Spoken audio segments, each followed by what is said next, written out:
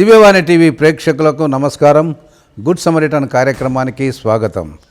Brother Joseph తంబి గారు అంటేనే ఒక అద్భుతమైనటువంటి మహోన్నతమైనటువంటి శక్తి. వారి యొక్క భక్తి, వారి విశ్వాసం, వారి పంచగాయాలు విశ్వాసులకు, మరి ముఖ్యంగా కథోలిక సంఘానికి వారు ఒక దేవుడిచ్చినటువంటి గొప్ప వరం. వారి ఆధ్వర్యంలో మరి ఆ రోజుల్లో మొదలుపెట్టినటువంటి సెయింట్ జోసెఫ్ ఓల్డేజ్ హోమ్ అని ఆ రోజుల్లో ఉండేది. తర్వాత కపూచిన్స్ ఫాదర్స్ ఈ యొక్క వారు ఇక్కడ సేవకు వచ్చిన తర్వాత శాంతి భవన్ వృద్ధుల ఆశ్రమం అని ఒకటి స్టార్ట్ చేశారు. మరి అది ఎప్పుడు స్టార్ట్ చేశారు, ఎలా స్టార్ట్ చేశారు, ఆ యొక్క వృద్ధుల అనాథాశ్రమం గురించి ఫాదర్ పాలడుగు జోసెఫ్ గారు, వరంగల్ మేత్రాసనం, నెరిమెట్ట గ్రామ నివాసి, వారి యొక్క గురుత్వ జీవితం కూడా ఎంతో ఉన్నతమైంది. వారు ఈ ఆశ్రమాన్ని నిర్వహిస్తున్నారు. కపూచిన్స్ ఫాదర్స్ అంటే బ్రదర్ జోసెఫ్ తంబి గారి యొక్క జీవిత ఆశయాలకు అనుగుణంగా జీవించే మహోన్నతమైనటువంటి సేవాగుణం కలిగినటువంటి ఫాదర్స్ అన్నమాట. వారి నిర్వహణలో జరుగుతున్నటువంటి ఈ అనాథాశ్రమం అంటే ఈ వృద్ధుల ఆశ్రమం ఎలా స్థాపించారు, ఎప్పుడు స్థాపించారు, దాని యొక్క స్థితిగతులు, ఆ ఆశయాల గురించి మనం ఇప్పుడు పాలడుగు జోసెఫ్ కపూచిన్ ఫాదర్ గారితో తెలుసుకుందాం. ఫాదర్ నమస్కారం. ఫాదర్ నమస్కారం.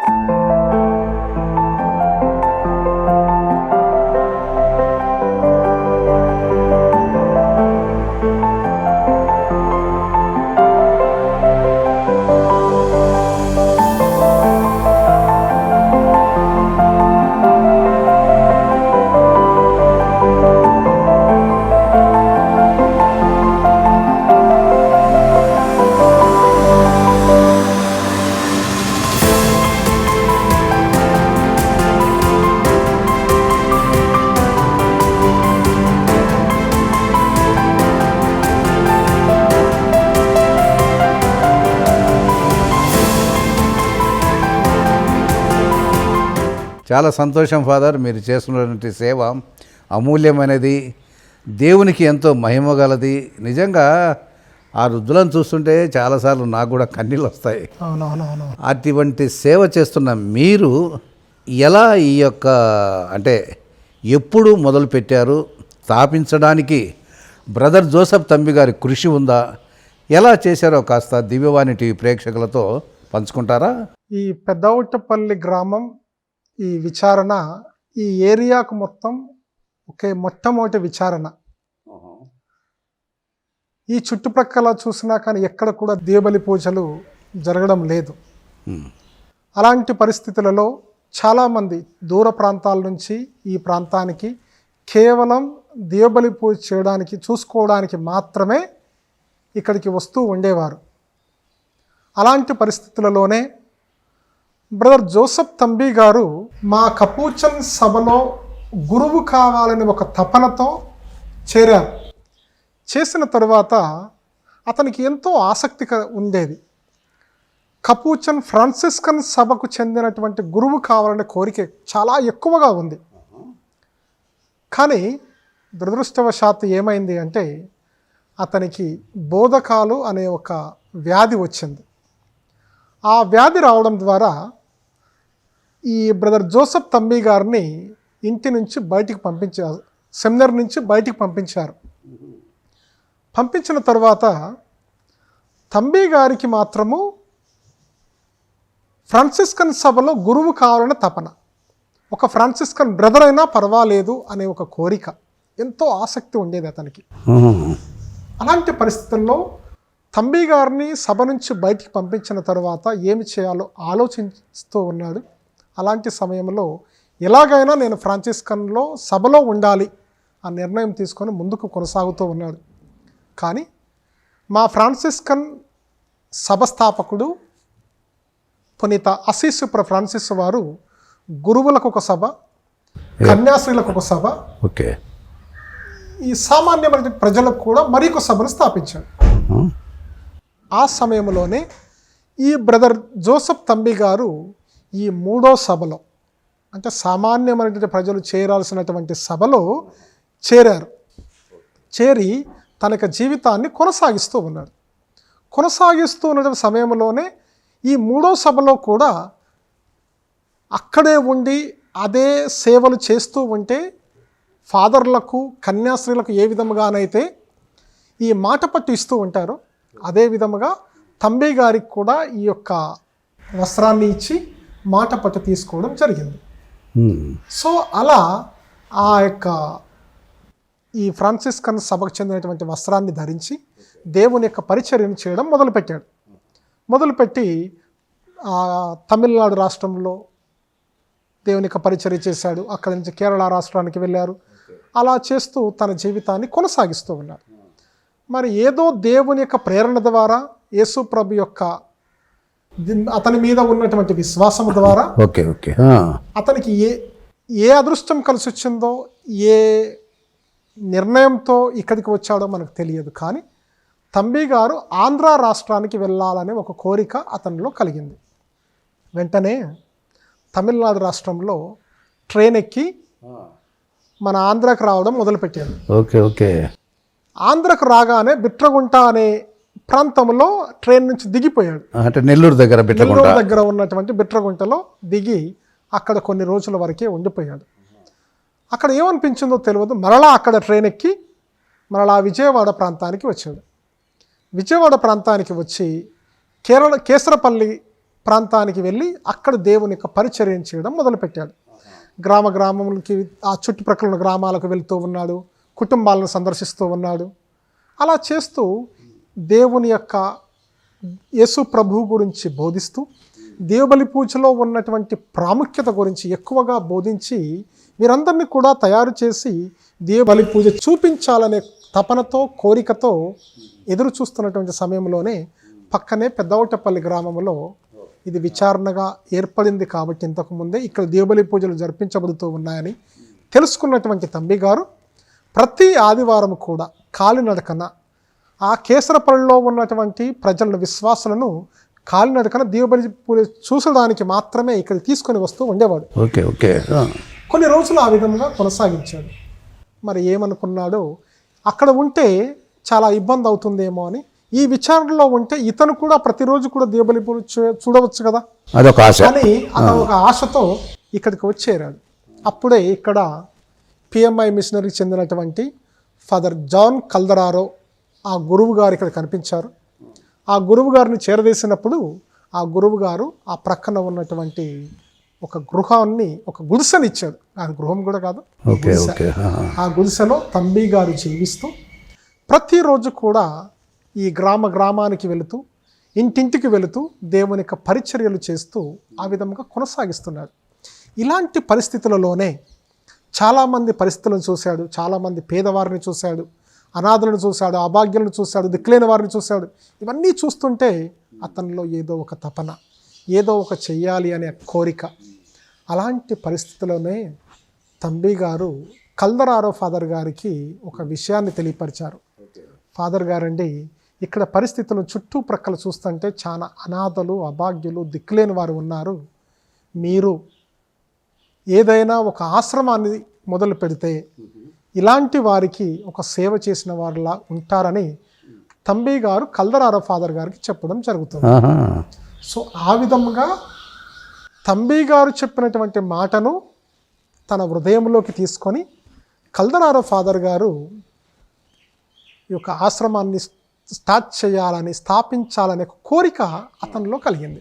అప్రాక్సిమేట్లీ ఏ ఇయర్ అయ్యుండొచ్చు ఫాదర్? సుమారుగా 1934 మేబీ 40 ప్రాంతంలో. తంబి గారు సుమారు 40 ప్రాంతంలో వచ్చారు. 39-40 ప్రాంతంలో వచ్చారు. మేబీ 40 ఆ సమయంలో 40-41 ఆ ప్రాంతంలో తంబి గారు కల్దరారో ఫాదర్ గారికి చెప్పారు. చెప్పిన తర్వాత కల్దరారో ఫాదర్ గారు ఏ విధంగా దాన్ని స్టార్ట్ చేయాలని ఆలోచనతో ఒక 10 మంది అనాథులను, దిక్కులేని వారిని తీసుకొని వచ్చి ఒక పశువుల కొట్టం ఉంది ఇక్కడ. ఆ పశువుల కొట్టంలో ఈ యొక్క 10 మంది ఆ పేదవారిని తీసుకొని అక్కడ ఉంచి సేవ చేయడం మొదలుపెట్టారు. తరువాతకి ఇలా కొనసాగుతూ ఉంది. తంబి గారు తన ప్రయత్నం తను చేస్తూ ఉన్నాడు.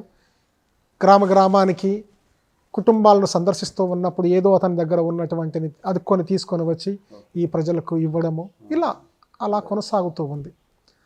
తర్వాతకి 1960 సంవత్సరం వచ్చింది. 60 సంవత్సరం రాగానే ఈ గుడిసె అనేది సరిపోవట్లే.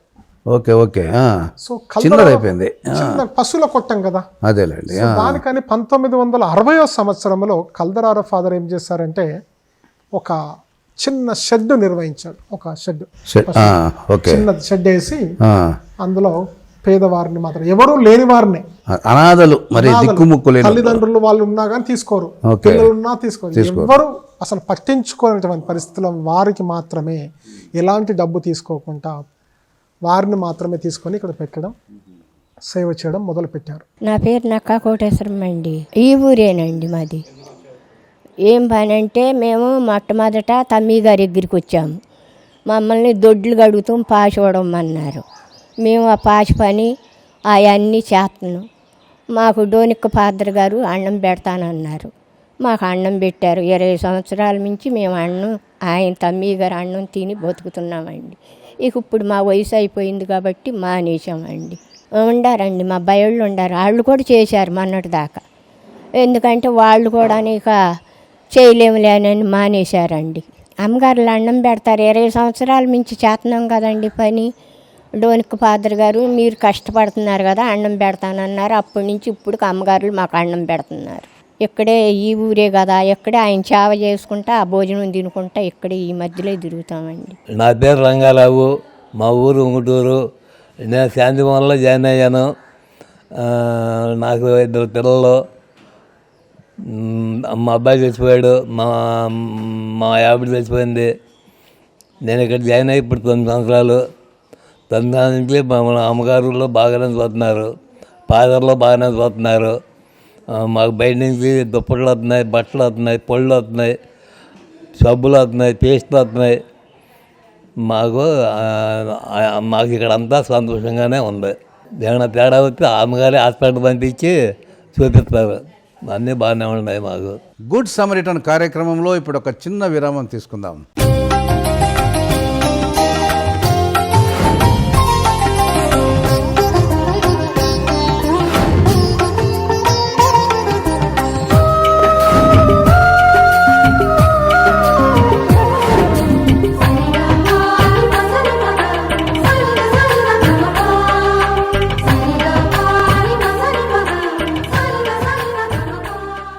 గుడ్ సమరిటన్ కార్యక్రమానికి తిరిగి స్వాగతం.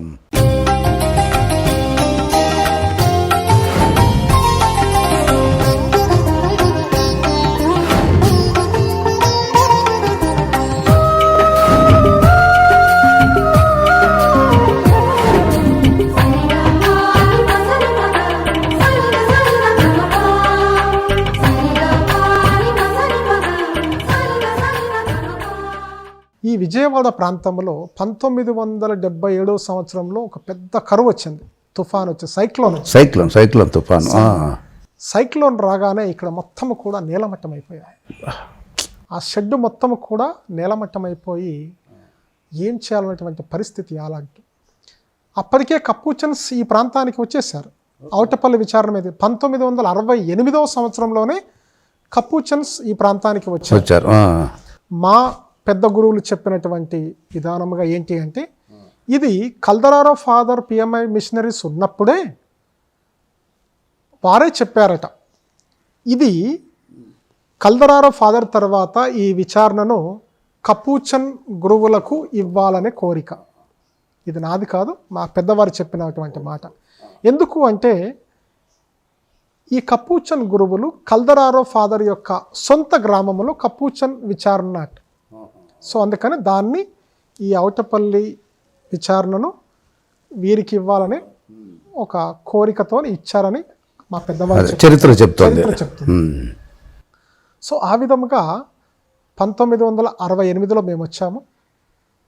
1965 అయిపోయింది. 77లో సైక్లోన్ వచ్చింది. వచ్చిన తర్వాత అన్నీ కూడా నేలమట్టం అయిపోయాయి. అప్పుడు 1980 సంవత్సరంలో మా కపూచన్ గురువులు ఏం చేశారంటే ఒక మంచి బిల్డింగ్ కట్టాలనే ఒక కోరికతో దాన్ని స్టార్ట్ చేయడం మొదలుపెట్టి చాలామంది పేదవారు ఎక్కువ మందిని తీసుకున్నారేమో. మా కపూచన్ ఫాదర్ల యొక్క ఫ్రెండ్స్ ద్వారా, వారి యొక్క ఫ్యామిలీ ద్వారా ఇవన్నీ కూడా డబ్బు సేకరణ చేసి ఈ ప్రస్తుతం ఉన్నటువంటి బిల్డింగ్ నిర్వహించారు. 1980వ సంవత్సరానికి ముందు కల్దరారో ఫాదర్ ఈ ఆశ్రమాన్ని స్థాపించి Saint Joseph home for the aged అని పేరు పెట్టి దాన్ని కొనసాగించారు. అంటే శాంతి భవన్ కాదు ఫస్ట్. శాంతి భవన్ కాదు. ఓకే. 1980వ సంవత్సరం మేము ఇది నిర్మాణం చేసిన తరువాత ఆ పేరు నుండి శాంతి భవన్ అని మా కపూచన్ గురువులు నామకరణం చేశారు. అప్పటి నుంచి ఇది శాంతి భవన్గా కొనసాగుతూ వృద్ధుల అనాథాశ్రమం అలా కొనసాగుతూ ఉంది. ఇక్కడికి అప్పుడు 1980వ సంవత్సరం కొత్త బిల్డింగ్ నిర్మించిన తర్వాత సుమారుగా ఒక 70 మందిని తీసుకున్నారు. ఒక 70 మందికి సరిపడా 70 మంది కూడా అంత దిక్కు ఎవరు అనాథలు వారే 70 మందిని తీసుకున్నారు. తరువాతకి క్రమేణా అది ప్లేస్ సరిపోవడం లేదు కాబట్టి ఏం చేసేవారు, అస్సలు ఏమీ నడవలేనటువంటి పరిస్థితి, ఎవరు లేనటువంటి వారికి మాత్రమే లోపలికి తీసుకొని మిగతా వారికి ప్రతిరోజు మీరు ఆశ్రమానికి వచ్చి మీకు భోజనం ఏర్పాటు చేస్తారు. ఉదయం బ్రేక్ఫాస్ట్, మధ్యాహ్నం లంచ్, సాయంత్రం భోజనం కూడా వారు సర్ది కట్టుకొని తీసుకొని వెళ్ళేవారు. అది ఇప్పటికీ కొనసాగుతున్నట్టుంది ఫాదర్. మేము మార్నింగ్ చూసాము, మార్నింగ్ టిఫిన్, మధ్యాహ్నం భోజనము, రాత్రి కూడా భోజనాలు కట్టించి పంపించారు. అవును, అది అప్పటి నుంచి ఇప్పటికి కూడా కొనసాగుతూనే ఉంది. లోపల మా ఆశ్రమంలో ఇప్పుడు సుమారుగా 40 మంది ఉన్నారు. మిగతా బయట నుంచి వచ్చే ఎవరు లేనటువంటి వ్యక్తులు సుమారుగా 50 మంది వస్తూ ఉంటారు. మీరందరూ కూడా ప్రతిరోజు కూడా ఎవరో ఒకరు నా దగ్గరికి వస్తూ ఉంటారు. ఫాదర్ గారండి మాకు ఏమీ లేదండి, మా కొడుకులు చూసుకోవట్లేదు, ఎవరు చూడట్లేదు అంటే ఏం చేయము, ఏదో ఒకరికి ఇంత అన్నం పెడితే మానవ సేవే మాధవ సేవ అన్నట్టుగా ఇంకా తప్పని పరిస్థితులలో ఇంకా నేను కూడా వారు చెప్పిన తర్వాత నేను కొంచెం వాళ్ళ గురించి స్టడీ చేసిన తర్వాత నాకంటే ముందున్న గురువులు కూడా అదే. సో ఆ విధంగా వారికి ప్రతిరోజు కూడా ఉదయాన్నే బ్రేక్ఫాస్ట్కి టిఫిన్లు తీసుకొని వస్తారు, ఇక్కడనే టిఫిన్ చేసి తిరిగి వారి ఇంటికి వెళ్ళిపోతూ ఉంటారు. తర్వాత మధ్యాహ్నం 1 గంట ప్రాంతంలో వచ్చి వారు కడుపు నిండా భోజనం చేసిన తర్వాత వారి యొక్క గిన్నెల్లో మరి సాయంత్రానికి కూడా భోజనం వడ్డించుకొని తీసుకొని తిరిగి వెళ్తూ ఉంటారు. నా పేరు మూడవ తౌసిలి అండి. నేను వచ్చి 10 సంవత్సరాలు అవుతుందండి. అయ్యగారు వచ్చి నేను అమ్మగారు చూస్తున్నారు. ఆనాడు ఈనాడు కూడా నా తల్లితో పాటు చూసుకుంటుందండి. కొడుకు చనిపోయాడు, మనోడు ఉన్నాడు, కోడలు ఉన్నారండి. ఒక కూతురు పెళ్లి చేసాం, ఒకళ్ళ ఇంటికి వెళ్ళిపోయారు. మంచి ఓట కదా అయ్యగారు. నా పేరు జోజమ్మ. 4 పిల్లలు. ముసలాయనకి కాలు తీసేసారు బాబు. ఇప్పుడు సంవత్సరం మట్టి సుధాకర్ పాత్ర గారు, ఎన్నయ్య పాత్ర గారు, మరియన్న పాత్ర గారు మమ్మల్ని చేర్చుకొని సంవత్సరం మట్టి అన్నం పెడుతున్నారు బాబు. వాళ్ళు మారిపోయారు బాబు. ఇప్పుడు నాకు షుగర్ 10-15 సంవత్సరాలు మట్టి షుగర్, సూపు తక్కువైంది. ఈ ముసలాయనకి కాలు పుండు పడిపోయి రాలేక ఇప్పుడు వారం రోజులు మట్టి నేనే వస్తున్నా బాబు. పెట్టించుకెళ్తున్నా, నడవలేకపోతున్నా బాబు. మాట కూడా వినపడదేట, మీరు దగ్గరుండి మాట్లాడితేనే కానీ మాట వినపడుతూ దూరం మీరే చెప్పేది కూడా తెలియదు. అది మా పరిస్థితి. ఉంటాకుండారు కానీ బాబు చూడరు పిల్లలు. ఇక ఆయనకు ఒక్కడికి పింఛన్ వస్తుంది, వాటికే షుగర్ మందులకి ఆయన కాలికి మందులు తెచ్చుకోవడం సరిపోతుంది బాబు. ఇక అది పరిస్థితి మాది.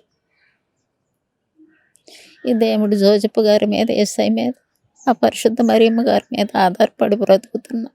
జోసఫ్ గారు వీళ్ళంతా బాగా చూస్తారు, వాళ్ళు కూడా అన్నం పెట్టిస్తున్నారు. అమ్మగారు ఇప్పుడు ఉండ పెద్దమ్మగారు కూడా ఫోటోలు తీసుకుంటుంది, పేర్లు రాసుకుంటారు. అమ్మా ఇక ఇది మా పరిస్థితి తండ్రి.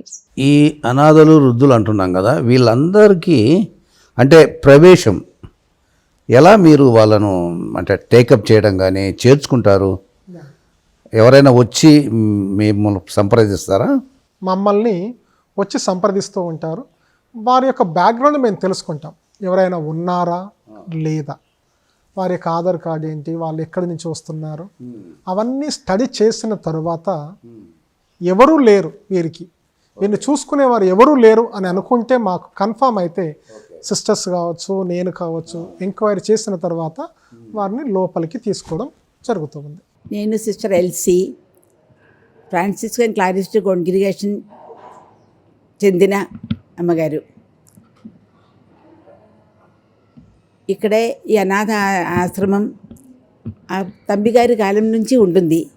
అప్పుడు తంబిగారు కొంతమంది ముసలివాళ్ళని పోషిస్తారంట. అప్పుడు తంబిగారి ఉన్న చిన్న గుడిసె దగ్గరే వాళ్ళు కూడా చిన్న గుడిసె కట్టి ఉండేది. తర్వాత ఫాదర్స్ ఒక బిల్డింగ్ కట్టారు, పెద్ద బిల్డింగ్ వాళ్ళ కోసం.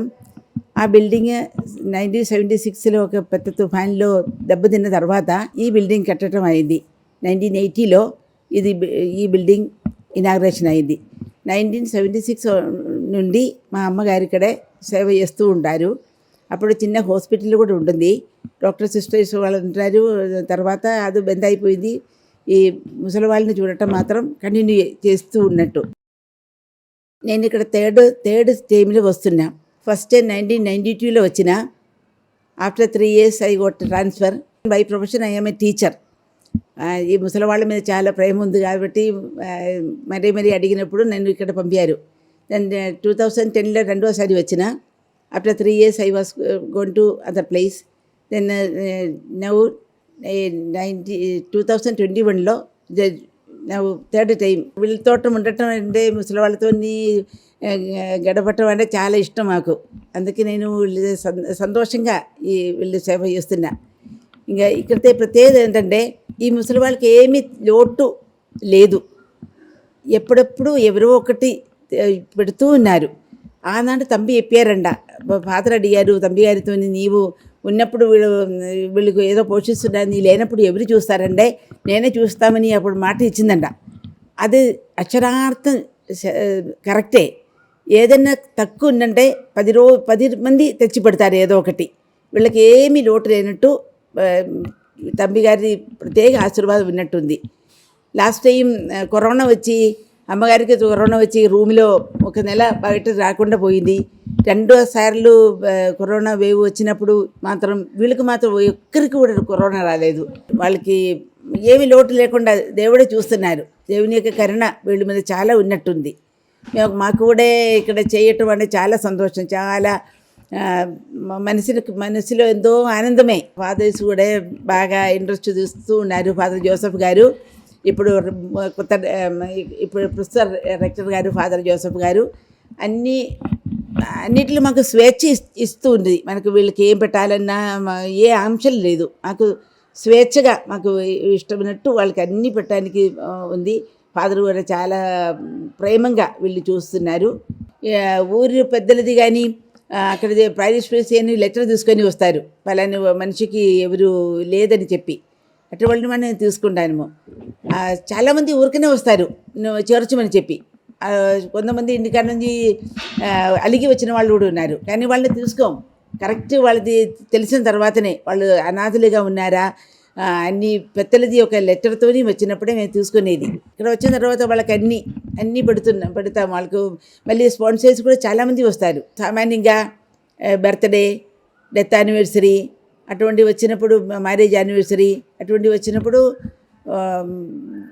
స్పాన్సర్స్ ముందుకు వస్తారు.